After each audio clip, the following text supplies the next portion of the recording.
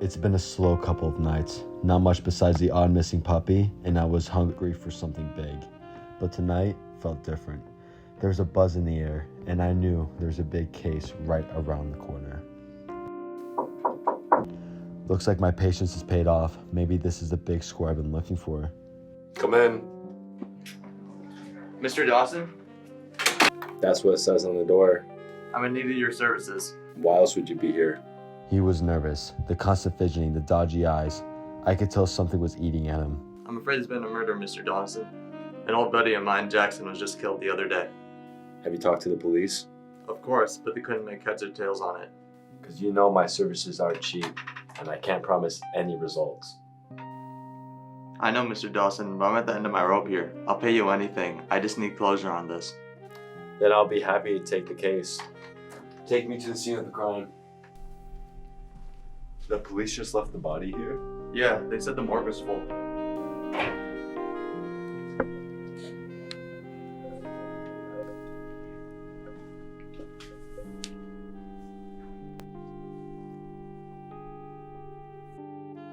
Judging by the words on the head, I surmised that this was the weapon to kill poor Mr. Jackson. You got cameras in this joint? Do you guys still use tape? Yeah, we're a little outdated.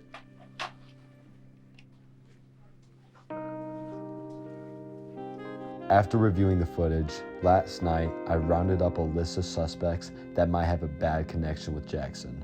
One such name I found was a man named Haywood.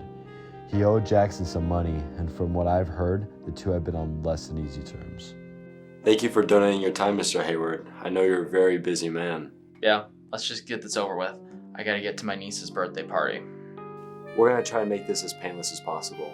Where were you last Tuesday from 6 to 8 p.m.? Why? I was at my buddy Randall's place. We're holding a funeral for his goldfish. Poor bugger got stuck in the filtration system. My condolences. I heard you owe Mr. Jackson a lot of money. How much do you owe?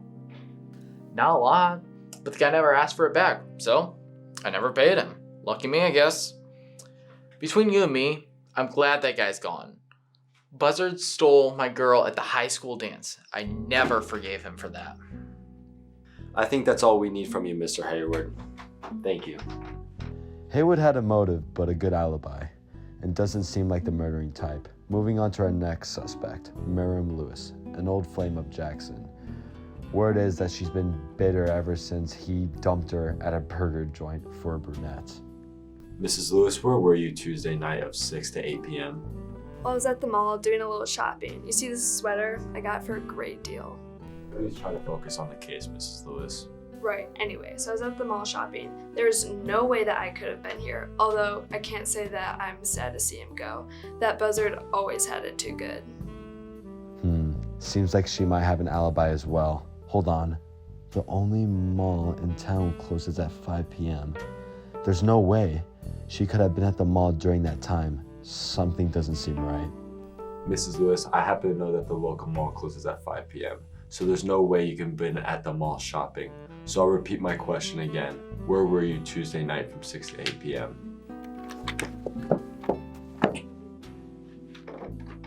Should we call the police? You remember what happened last time we tried this? You're right. We should probably just take her there ourselves. Another night, another criminal put to justice. It's not always this easy. The law never was. But as long as I'm around, no criminal's safe.